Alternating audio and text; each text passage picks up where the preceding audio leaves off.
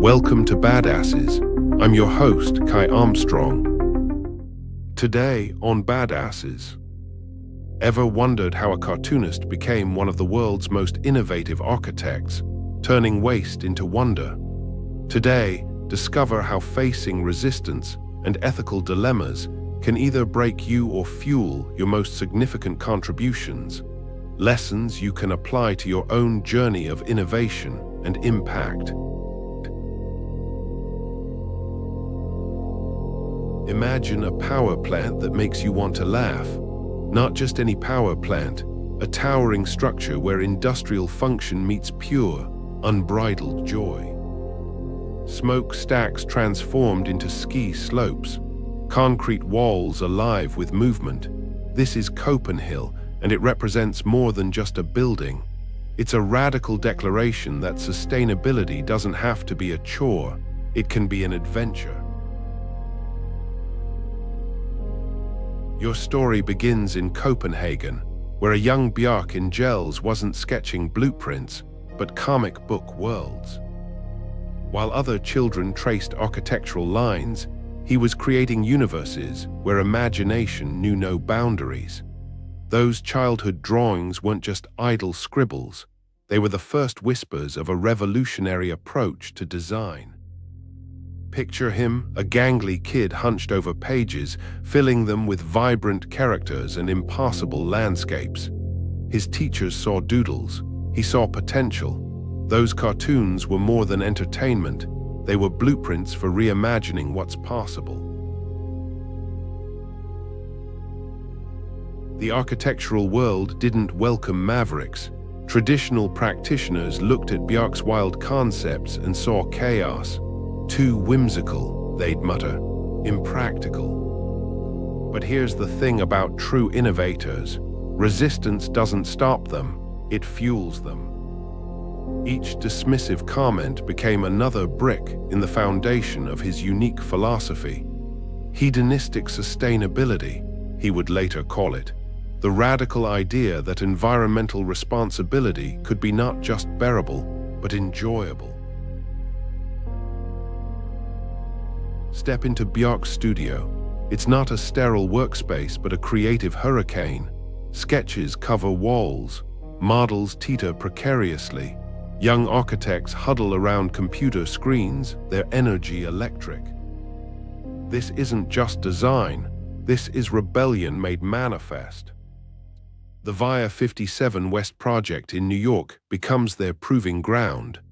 A building that's part skyscraper, part courtyard, a middle finger to conventional urban design.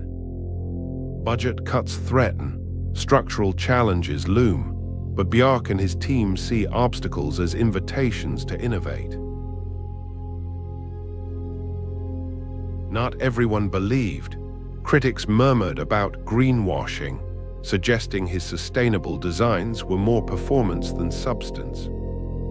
Could beautiful architecture truly solve environmental challenges, or was this just another marketing trick? These weren't idle concerns, they struck at the heart of Bjarke's mission. How do you create meaningful change without compromising your vision? How do you make sustainability not just responsible, but desirable? Then came Copenhagen, a waste-to-energy plant that didn't just process garbage, it invited the city to play.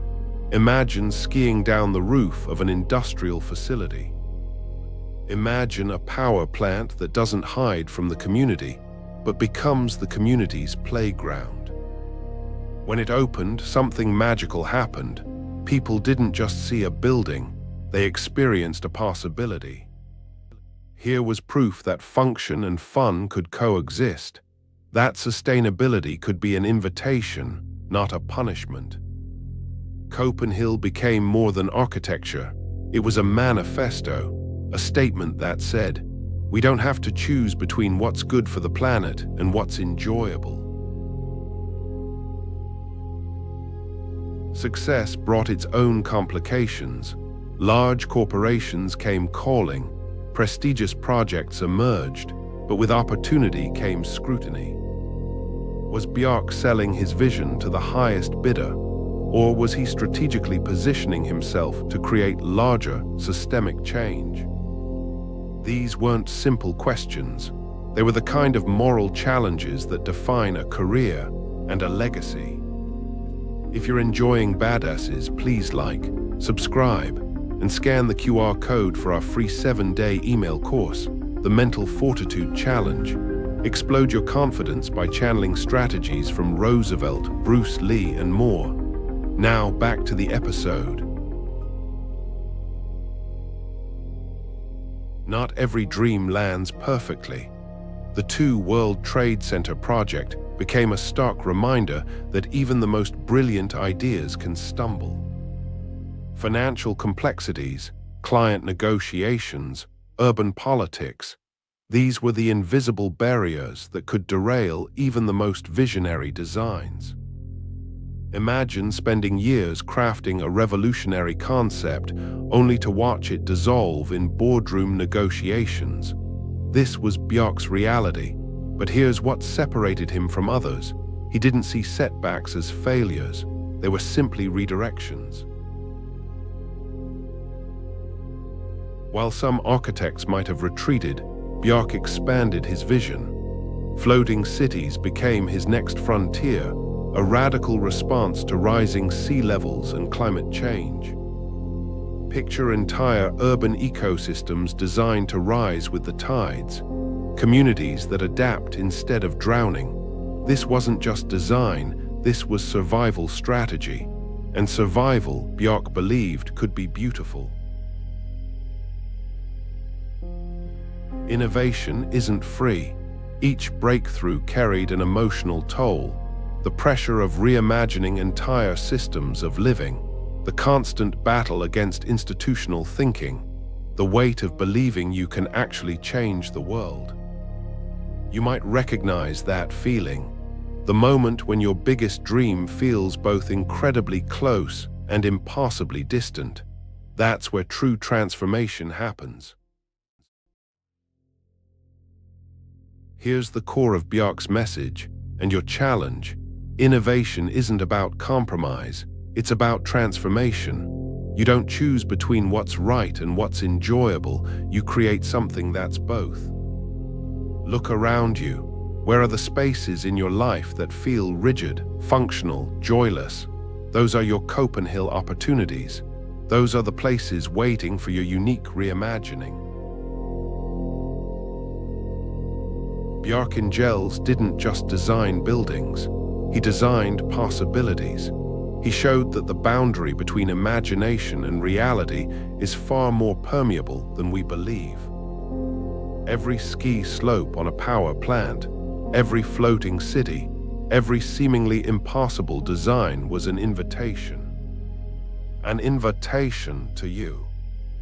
To see the world not as it is, but as it could be. To recognize that constraints are just undiscovered opportunities.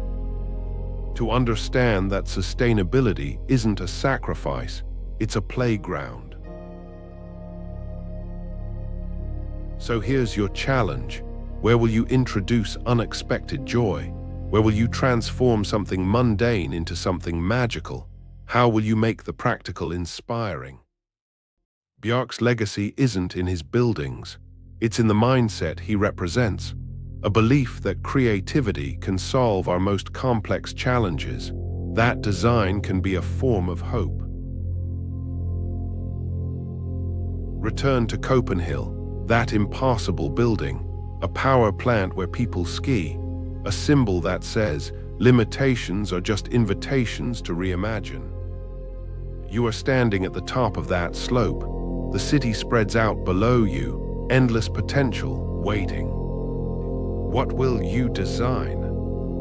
On the next episode of Badasses, Bjarke Ingels showed us how to challenge conventional wisdom and see sustainability not as a constraint, but as a catalyst for innovation.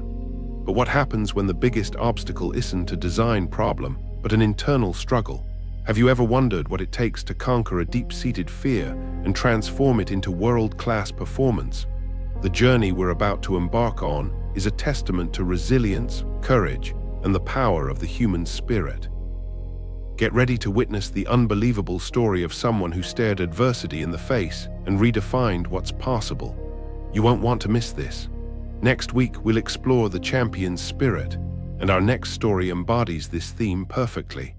Prepare to be inspired by an athlete who not only broke records, but also broke down barriers, both in and out of the pool. Please like, subscribe, and scan the QR code or follow the pinned link to get our free 7-day email course, the 7-Day Mental Fortitude Challenge. What if 7 days could make you bulletproof? Steal confidence strategies from warriors, rebels, and icons who turned panic into power. Click the video that just popped up to watch the next one in this series. Or for episode summaries, behind-the-scenes info, and more, go to daily8.com/BA. Thanks for watching.